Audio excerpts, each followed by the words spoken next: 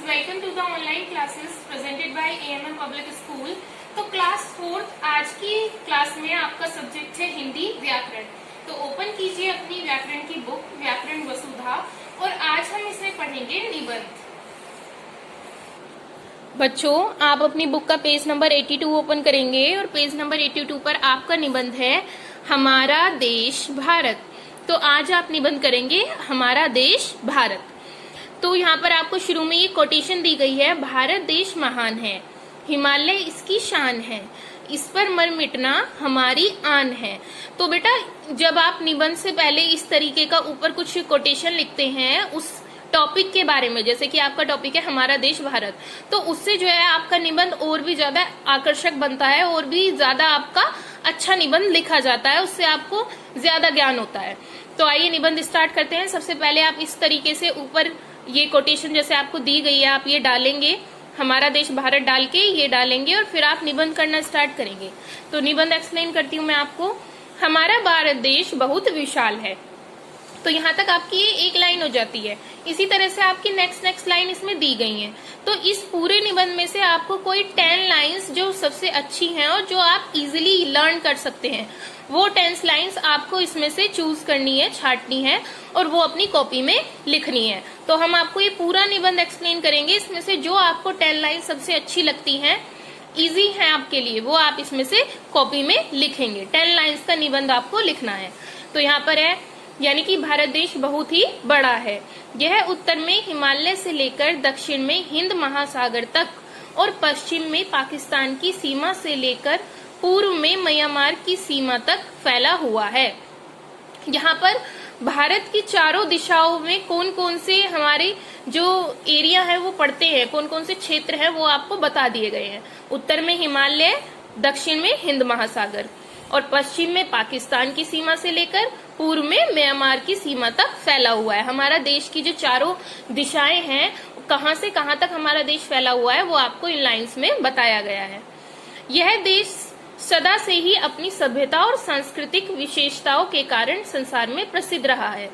कहा गया है यहाँ पर कि जो हमारा भारत देश है, यहाँ की सभ्यता, यानी कि यहाँ की सभ्यता जो भी हम अपने व्यवहार में लाते हैं और यहाँ की सांस्कृतिक विशेषताएं, उनके कारण पूरे संसार में जो है भारत जो है वो प्रसिद्ध है, यानी कि बहुत ही प्रचलित है। यहाँ अलग अलग प्रदेशों में रहने वाले लोगों के रहन सहन, वेशभूषा, खान पान, परंपराएं, भाषा और धार्मिक मान्यताएं अलग अलग हैं।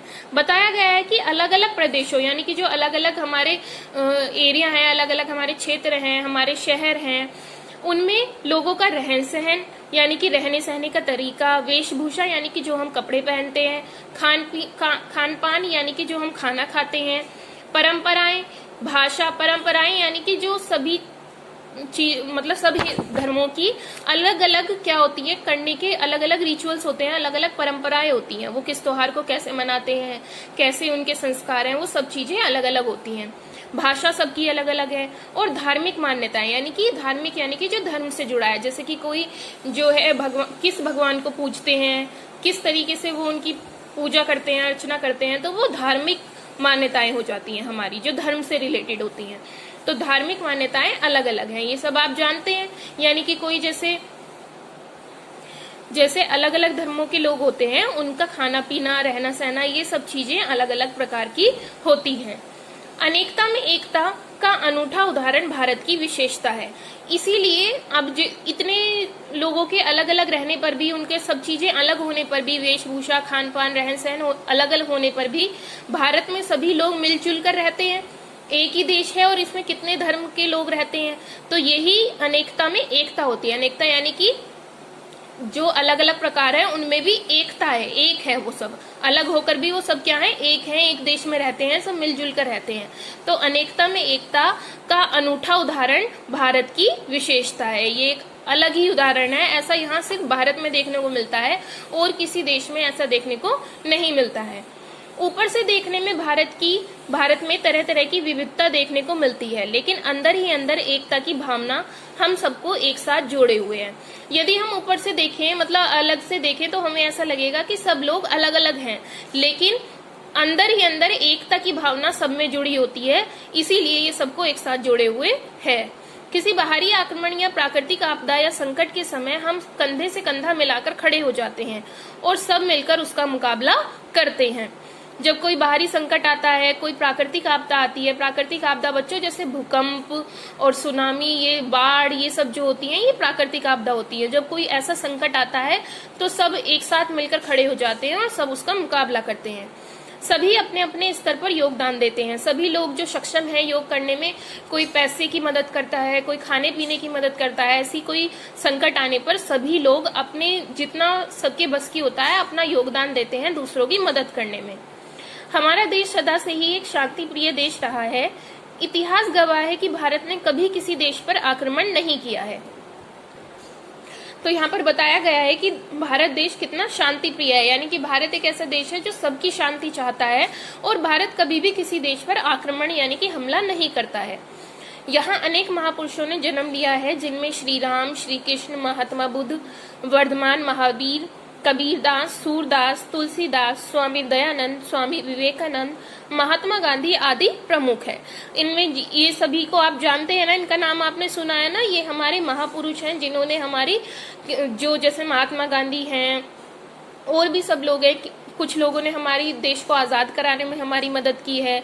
जो श्री राम, श्री कृष्ण, ये सब जी, महात्मा बुद्ध, वर्धमान महावीर, ये हमारे ईस्ट हैं, यानी कि ये हमारे भगवान हैं। तो इन सब ने ये जो है हमारे देश के महापुरुष हैं। वास्तव में हमारा देश संसार का निराला देश है। तो इसीलिए कहा गया है कि जो भारत देश है वो सबसे अलग है, सबसे निराला है।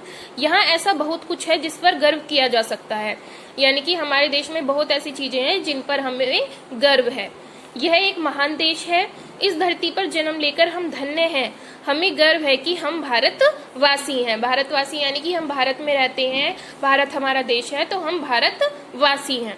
तो इस तरीके से बच्चों आपका ये निबंध कंप्लीट होता है। इसमें से जो भी लाइंस आपको इजी लगती हैं और जो अच्छी लगती हैं वो 10 लाइन आपको अपनी कॉपी में लिखनी है, यानी कि आपको ये निबंध करना है 10 लाइंस का। तो जैसे कि देखिए, ये हमारा भारत देश बहुत विशाल है, आप एक लाइन ये लिख सकते हैं। दूसरी लाइन जो छोटी और अच्छी हो, यह देश सदा से ही अपनी सभ्यता और सांस्कृतिक विशेषताओं के कारण संसार में प्रसिद्ध रहा है, ये वाली लाइन आप लिखेंगे। नेक्स्ट है आपकी, अनेकता में एकता का अनूठा उदाहरण भारत की विशेषता है, या अनेकता में एकता भारत की विशेषता है, आप इस तरीके से लिख सकते हैं। ठीक है बच्चों, और भी आप सभी अपने अपने स्तर पर योगदान देते हैं। कोई संकट, जैसे कि आप एक लाइन बना सकते हैं कि कोई संकट आने पर सभी अपने अपने स्तर पर योगदान देते हैं और हमारा देश सदा से ही एक शांति प्रिय देश रहा है, आप ये लाइन लिख सकते हैं। नेक्स्ट, वास्तव में हमारा देश संसार का निराला देश है, आप ये लिख सकते हैं। नेक्स्ट, यहाँ से आप लिखेंगे, यहाँ ऐसा बहुत कुछ है जिस पर हमें गर्व किया जा सकता है, यह एक महान देश है, ये भी आपकी एक लाइन है। तो इस तरीके से आपको जो भी लाइंस इजी और अच्छी लगती हैं वो आप इसमें से 10 लाइन चुनकर अपनी कॉपी में लिखेंगे और उसकी फोटो हमें सेंड करेंगे। मिलते हैं बच्चों नेक्स्ट क्लास में। Thank you.